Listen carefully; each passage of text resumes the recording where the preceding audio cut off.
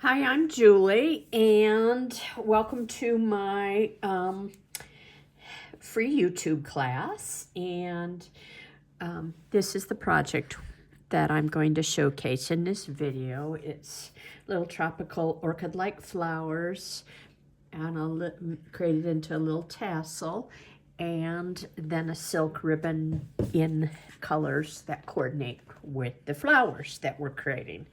So, as with most of my classes, I have a companion kit that you can purchase by clicking on the link in the description.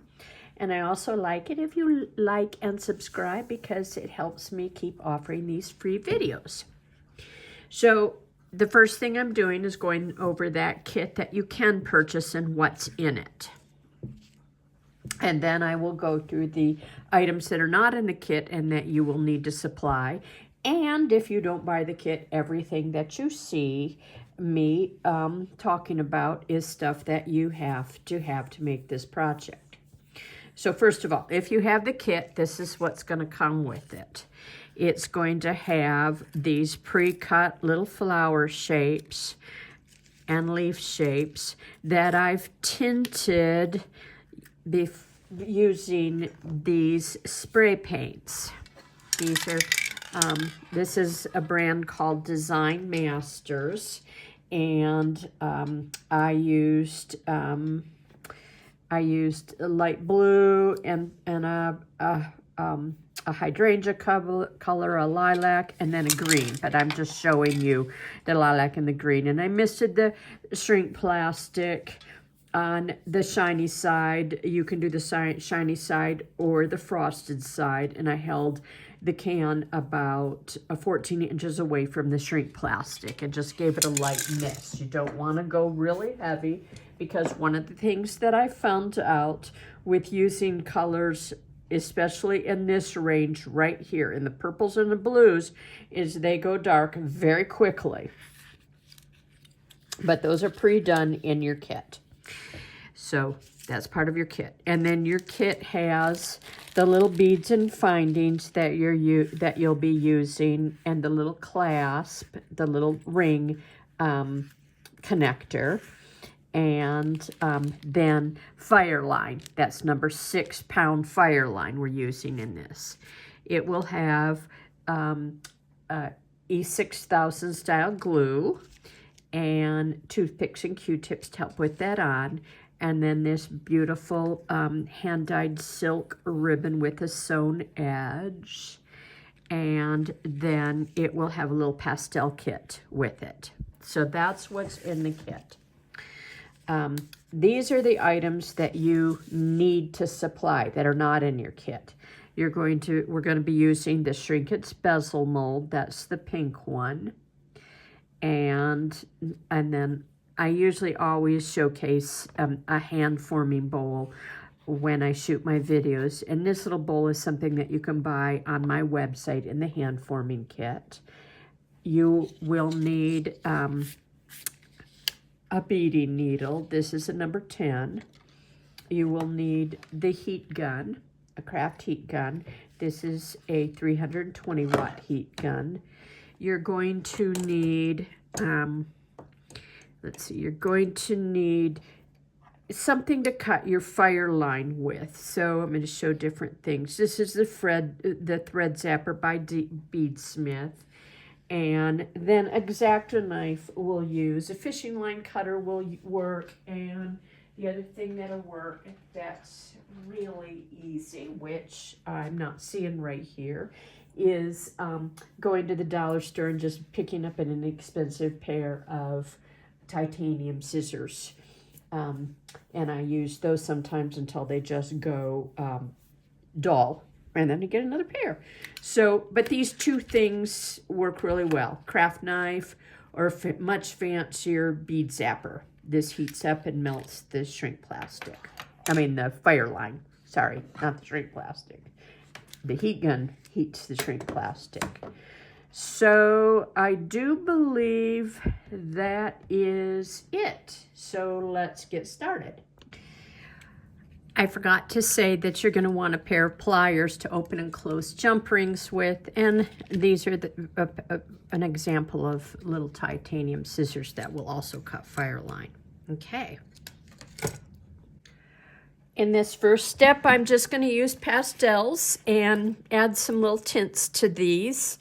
You don't have to do this if you don't want to, but the ones that I like tinted the most are the leaves. So I'm on the frosted side, and I'm taking this green and just hitting certain areas of the leaf, and then I'm taking the turquoise and doing the same. This adds variety to the leaf and makes it kind of fun. I might just come in here with a little bit of the dark blue there. It'll get it a little greener, and that's all I'm gonna do on those. I'm going to set those aside, and then I'm going to come in with my flowers. I'm going to wash off my hand first. So I've got clean fingers, and I'm going to keep this very minimal. It's a little in the center here and on the tips.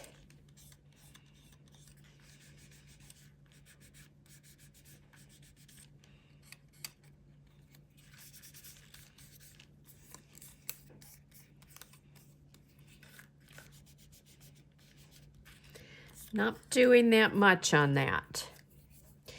And over here, put some of the blue.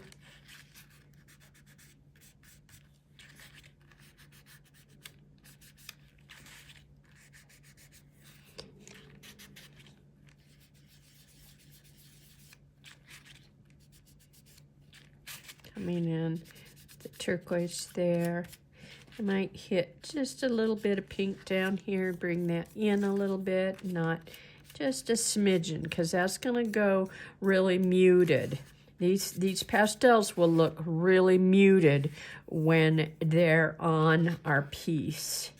And it's okay for them to be muted because this ribbon is muted, and I'm going for more of a sophisticated color feel here. So it was just a little bit. Let's put a little bit of blue in there. Just a little bit on these, not much. And not on every petal, just here and there. Okay, that was all I was going to do, and next I'm going to be shrinking. So I'm going to be shrinking, and I'm going to keep my pieces muted. This is my choice. I'm going to be putting the side that I had the pastels on where I can see it up on top. And then I'm putting it in this bowl so that I can hold the bowl up and you can see me shrink. I'm going to put my heat gun about at the level of the glide pin and go around the perimeter, the edge of it. And I do the edge because that's the outside that heats the slowest. Lifting that up so that you can see what I'm doing. Then I'm hitting areas that are going a little slower.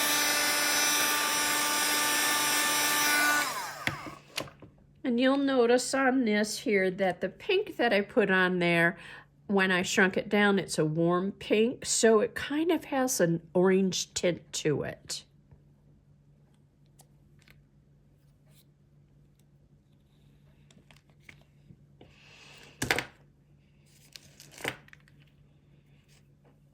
And it's going to go with that. And now I'm going to come in here and do the next one. So if you're not wanting it to have that feel, then don't put the pink on it. So here we're going to go with the blue, and once again I'm keeping it on the frosted side up, the area that I put the pastels on.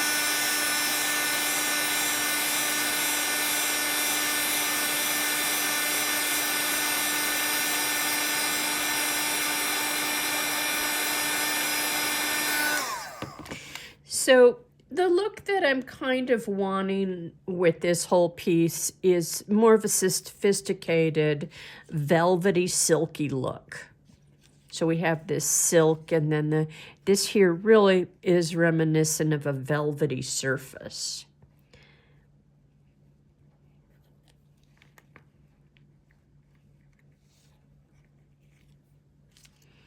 And next I'm coming down here with the more bluer of these.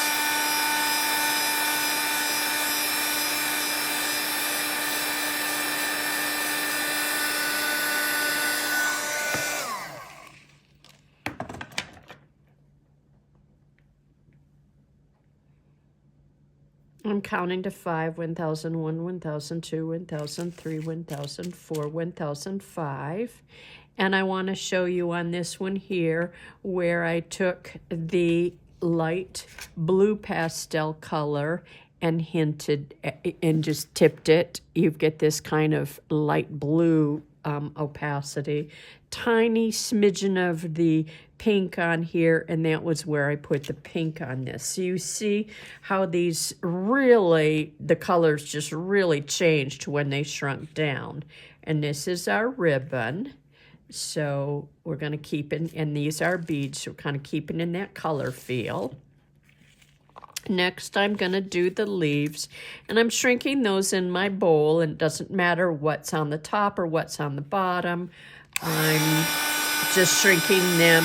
Whoops, I see some selvage here from the cutout, and I want to make sure I get that. It didn't get punched out, that I want that punched out. So now I'm shrinking.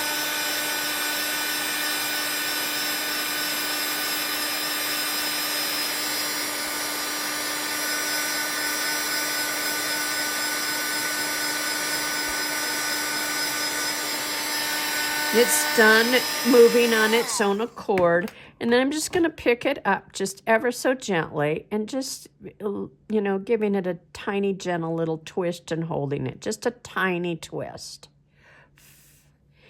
And keeping the leaf kind of elongated. Well, not kind of, elongated, not folding it.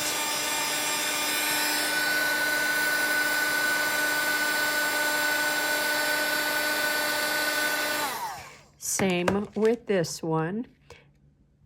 If you want your beads, if you want your leaves flat, not twisted, don't do this. I just wanted a little movement on them.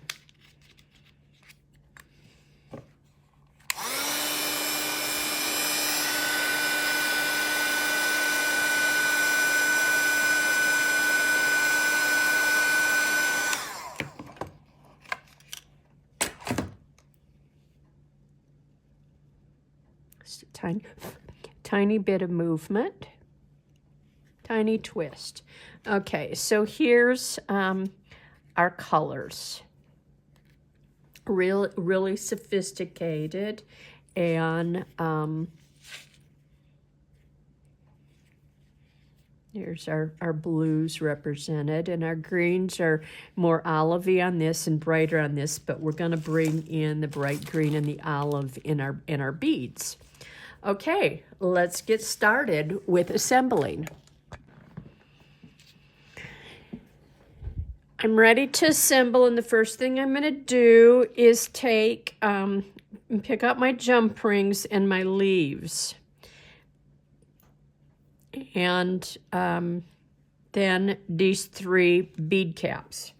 Now in this video, I'm showing you how to take bead caps if they have little holes, like see the design of this bead cap where it has these little circles around it. That gives me an opportunity to use those as connector links. And so I'm going to use the bead caps in a unique way as a bezel cup. So I'm going to open my jump rings and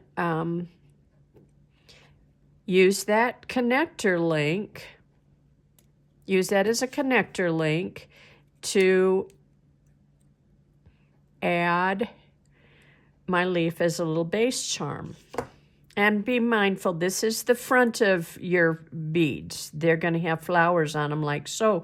So if you want the shiny side of your leaf to showcase, hang it so that it's hanging on the front. This one I will do that way. I'm going to mix them up. Some will be matte and some will be shiny. So shiny would be making sure that shiny is facing the bowl of that cup. Like so. And as I said, I'm going to mix these up. And so I'll possibly do 2 matte and 1 shiny.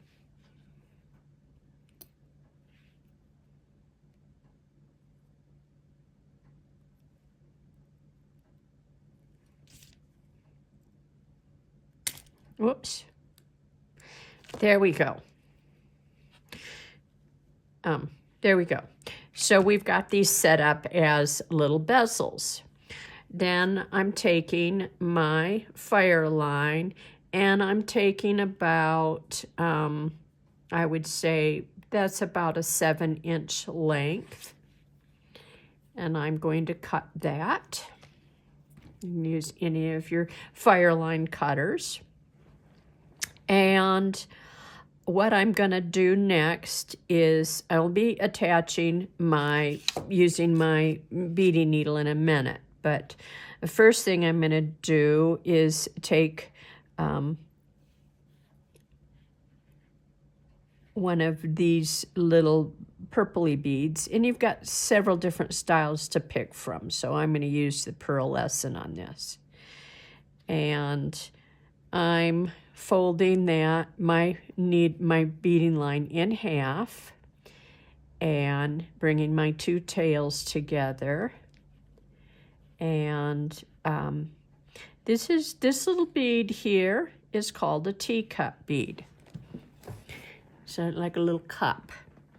And I'm going to put the thread down in the bowl, both lines of thread down in the bowl of that teacup.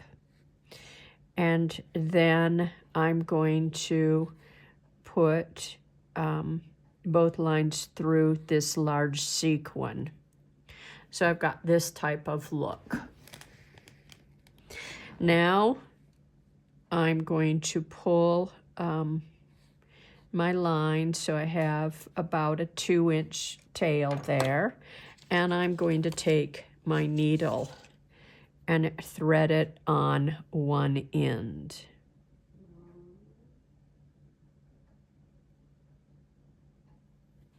Oops, I thought I had it. There. Then I'm coming up through this center hole.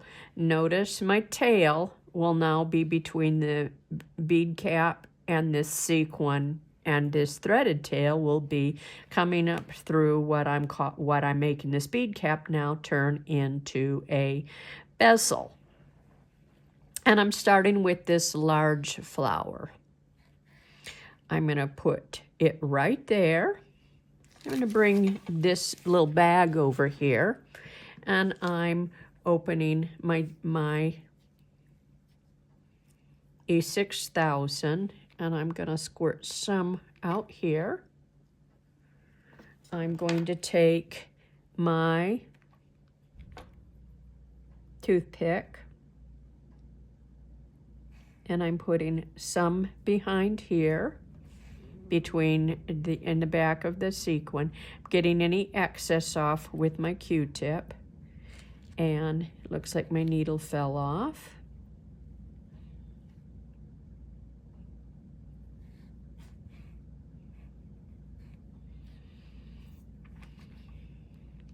And I'm putting some E6000 right there in the bowl of my silver cup. And now I'm going to thread on a white bead and putting a little dab of E6000 behind that. and I'm adding, and I missed putting these in that kit. Not to worry, they're right here. These little tongues, and after I get this on here, I'm going to show you how I made these little tongues. Putting this on with the fold facing out. Looks like a little green bead got stuck on there. And as I go through these layers, I'm adding a dab of E6000 right behind where the thread comes through. Then I'm taking the teacup bead and one of the pearlescent beads, and I'm skipping the pearlescent bead, and I'm coming down through everything and through that E6000, and I'm coming all the way down through my sequence and out the back side on my little pearl bead. And I had said cut this about 7 inches, but I'm seeing that I cut that a little short, and when I do the other ones, I'll make it a little longer. So if I had a couple of inches, that'd be nice. So 10 inches. So I'm pulling that snug, skipping the pearl bead, not going through the iridescent bead, not threading through it, bypassing that, going down through the cup bead, down through the sequence, and meeting my tails together. And then I'm going to tie a knot here.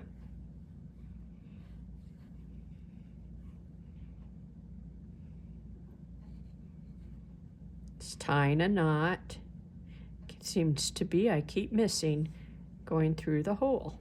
Okay. It's because I didn't give myself enough thread, so definitely give yourself 10 inches more. I'm going to pull that whole sequence tight. And if I have a hard time pulling it tight, I will grab pliers and gently use them to help me pull that all in tight. Okay, pulling tight. And then lining my whole sequence up, because there's a little glue dab behind there, remember? And then we are tying another knot.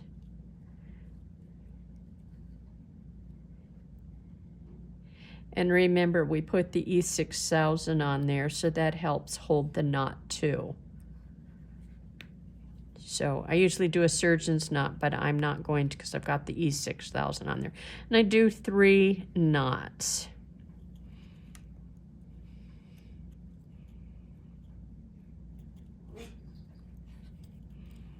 Pull that snug. And then I'm going to line this all, and the sequence that I want is this kind of look. I want these little petals down here. I want the little tongue down here, and then I can decide where I want these guys. And remember, there's the E6000 on that, and that will dry without those swiveling. Now we can take our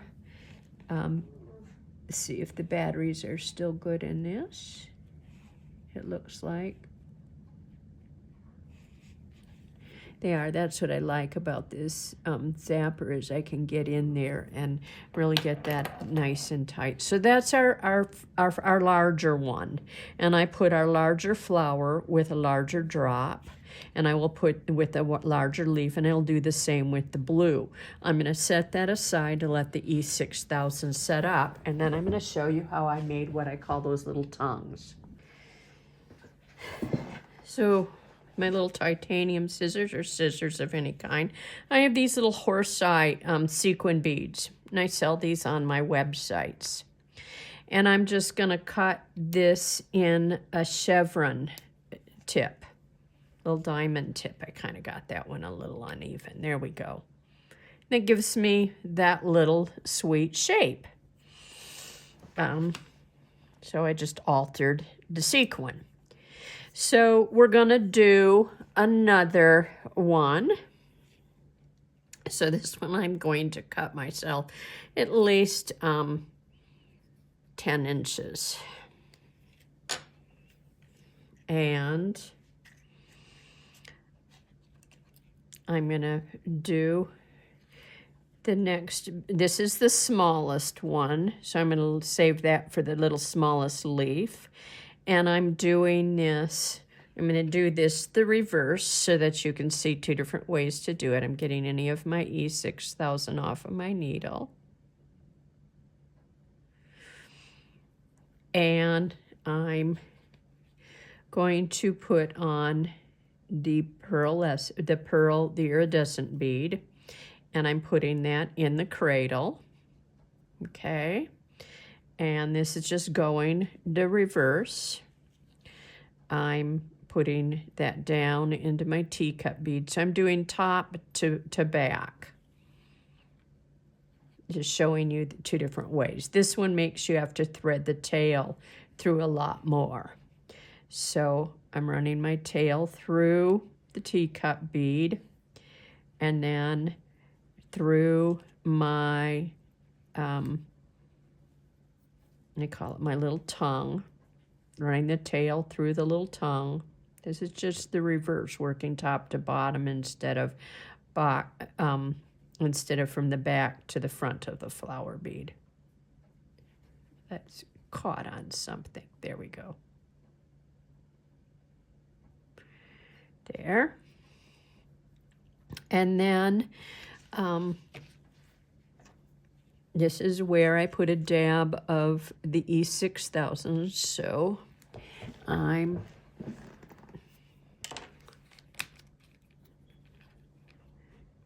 getting a little of that behind my, right there behind my, where my thread comes out, and stringing on my white flower and running my tail through it. Oh, I grabbed a scrap instead of my tail.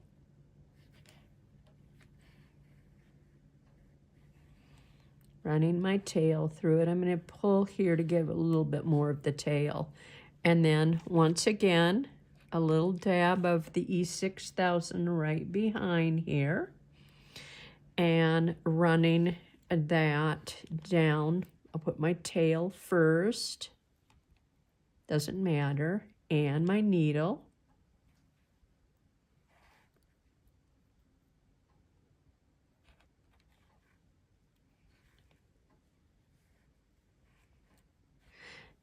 I think I'd like to add just a smidgen more E6000 to the back side of that.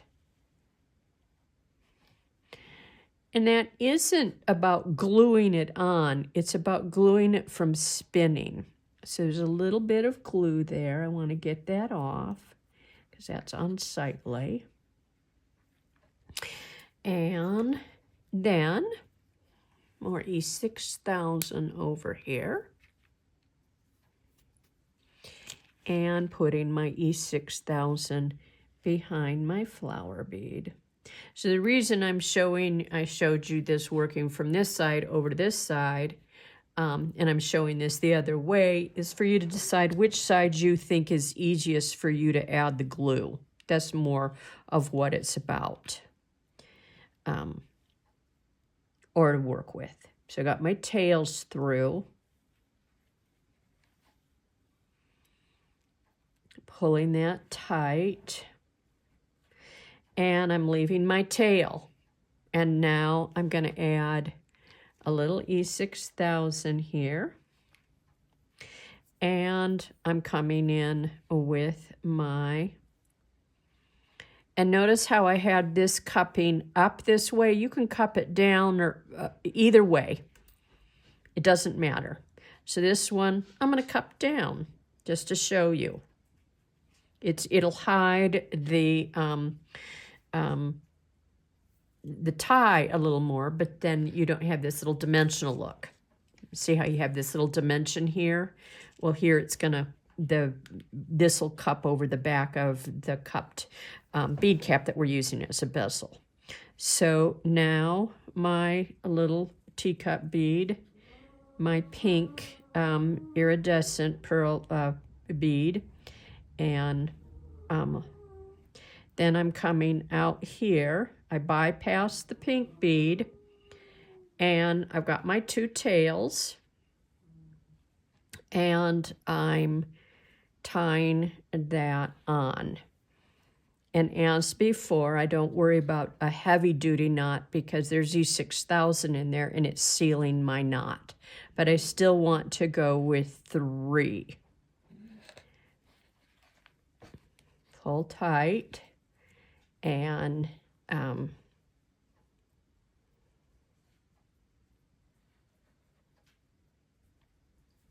pull tight. Okay. Then I'm going to show you another way to cut with the X-Acto knife. I'm holding it straight down like it's cutting a steak. And then I'm holding it straight down under there onto the fire line and pulling up, and it snaps it off. So we're going to line this all up so that it is where we want it to glue, holding it in position, and we're setting that aside. Okay, and now I've showed you both ways to do it, and I'm going to do this one off camera because it's done the exact same way. I got my last one done, and I had done it just like the other ones, and I'm keeping these to cure, and that's what our back sides look like. This is if you flute it up, and this is if you flute it down. The big purple bead sequin. So the reason that I want you to think about how you want that to look is this little necklace kind of swings and turns. So you're gonna at times see the back side, and we want the back side to have a real floral look too, and be as pretty in a different way as the front side. So there would be the front side and the back side, and they're equally as pretty. So we're letting the E6000 cure on this. So we're taking our second long piece of fire line, and we're going to start here. We're going to run, we've put our needle on, and I'm coming up through the bottom, through the whole of this flocked bead. I'm going to leave a bit of a tail here to work with. I've got, excuse me, about 10 inches on the tail here. And we're going to now add the teacup bead, and we're cupping that down towards our flocked bead, like so. So it's like a little cap on it. And then I'm going to string on 4 of these little number 11 seed beads, and I'm using this frosted color. But if you want to use one of the other colors in your kit and you've got 9 of them, that's great. There was this other lined bead that is fun too. I'm just going for a more muted look. So then I'm running it through here and running my tail through here. And then I put 4 on, and now I'm putting 5. And the reason I'm stringing these on in sections is sometimes they might not go through this little hole here. It just is, yeah, you might have, if you have a problem with it going through the hole, then you need to string on 4 on each side of it, but since it went through the hole, I did 9, an uneven number. I hope that makes sense. Everything should go through, but just in case. There. Now, we've created our loop. And I still want to make sure I have a nice section of tail here. Now I'm going to come down. I'm going to add the polymer clay bead. This is a Heishi bead. With one, I'm leaving the tail in between the flocked and the polymer clay. And I'm adding this larger single drab olive faceted bead. That's what this color is called, drab olive. And I'm going to put on a bugle bead and a number green 8, a bugle bead, a number green 8. This isn't called the number 8 bead, and a bugle bead. The long tube bead is called a bugle bead. And I'm going to put on 4 bugle beads. 1 more bugle bead.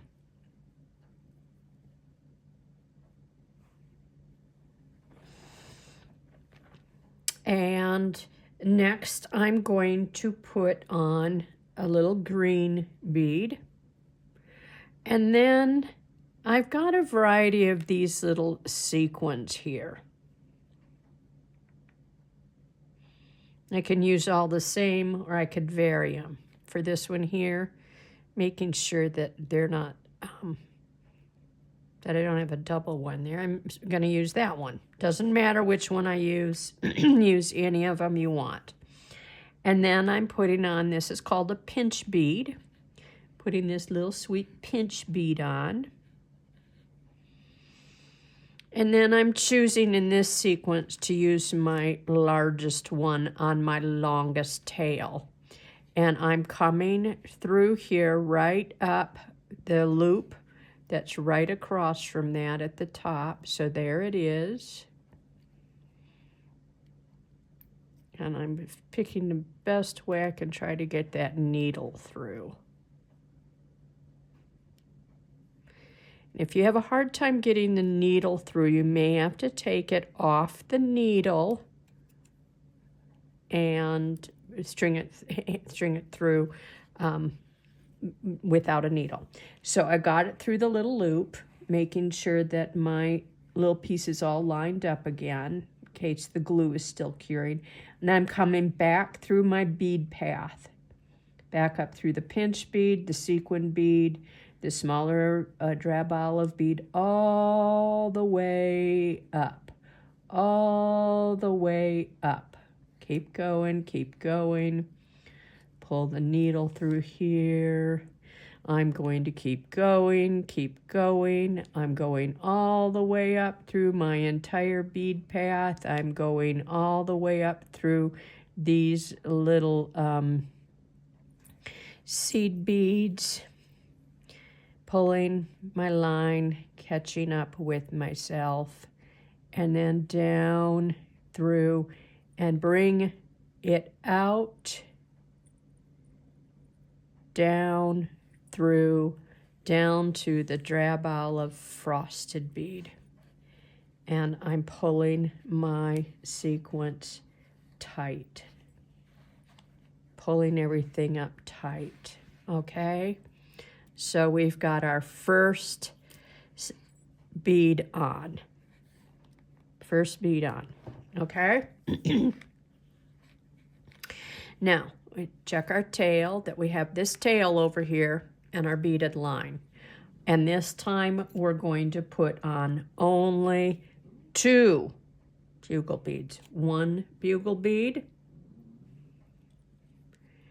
a number 8, a bugle bead, and then faceted little drab olive bead, a pinch bead, and the second one I'm going to do is the medium one. I'm going to leave the smallest one for the tippy top, and I'm doing the same thing. I'm coming up here through my hole. Do your best to get your needle through there at any way, coming through any direction you can. And that's nice and snug.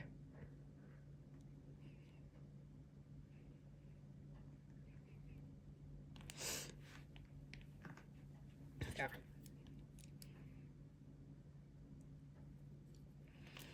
You got a little bit of string on that. I'm going to push.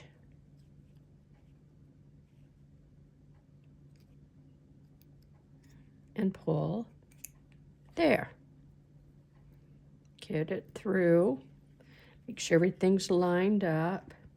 And then once again, following my path all the way up through everything.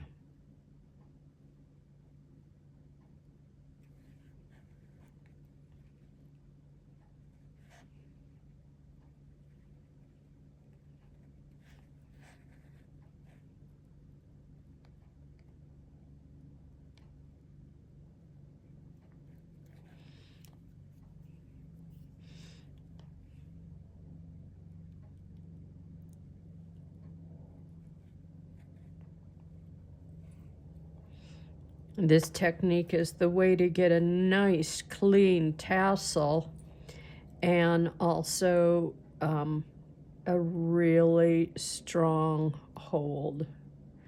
Down through, all the way right there, out that olive green, and then pull my sequence snug. So I've got, see how if that flips over, how pretty that is, even beside each other, so your back and your front looks nice. There's our front, but if at any time anything flips and moves, it's very pretty. So now we're going to put on one bugle bead, one olive bead. Oh, and here I forgot to put in a little sequin in there. That was an option. I'm not going to worry about it. They can all be different. That's what I said about these all being different. So sorry about that. I'm not going to go back and redo it, but there I'm going to put one on there. Okay? So it's nice to put a little sequin, or obviously you don't have to, because I've chosen it. The fun thing is I've chosen to pick out, when I picked these, they were all different. So I'm trying to make it have a different look. So I'm letting my mistake be part of my design. There, putting that on. And then I'm coming through here, through my hole, through my loop. This is the toughest part of your design.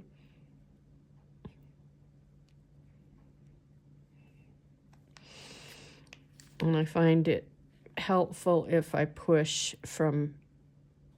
here and pull. Whoa, just totally dropped. That wasn't helpful at all. I'm going to try that angle. Yay! That was good. Then I'm coming up through this whole sequence.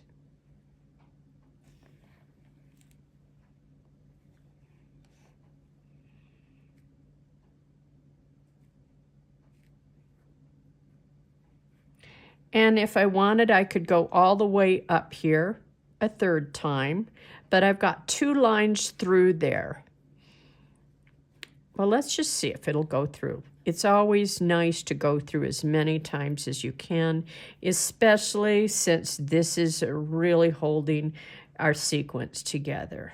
So, and I've used the number 6 pound so that I can go through here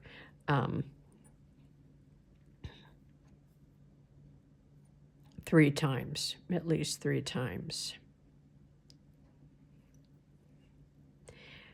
And then I want to come out here between where the tails meet, right here. Okay, I'm pulling that all really snug. And I'm going to do here a surgeon's knot. So I'm crossing over, going around to my loop, going around to my loop again, and pulling in here and tying.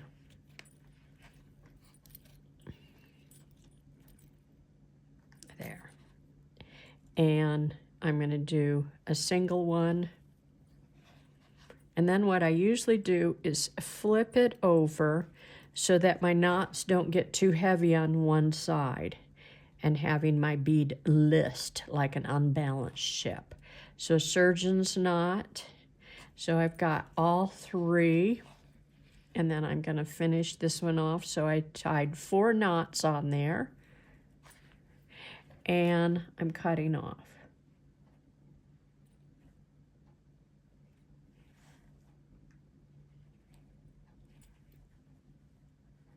And that's funny, I can see it smoking and it's not cutting. I'm going to use my X-Acto knife because I don't want to burn the fuzzy, and I don't want to burn my polymer clay bead.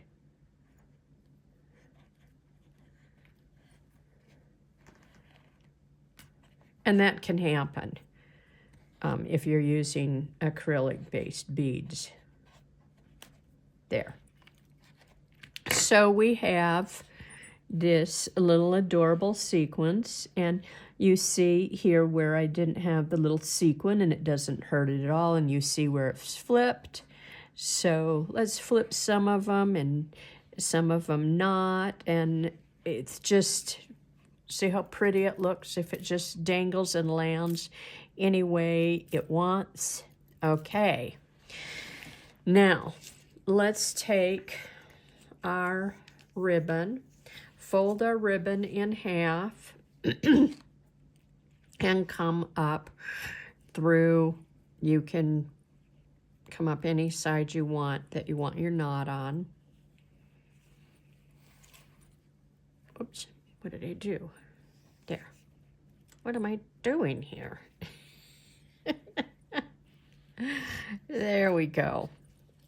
I think I need to do that again so you can see. So I come up here with my loop. There's my loop. Grab my 2 tails, my tails.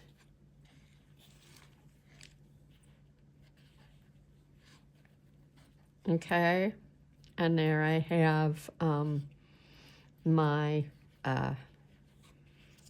and then this end can be tied around your neck any way you want it. And there is my little tropical piece. And I'm going to flip that around a little bit so you can see that no matter how it lands, it's pretty and shimmery. And so we're done. And I want to thank you for joining me.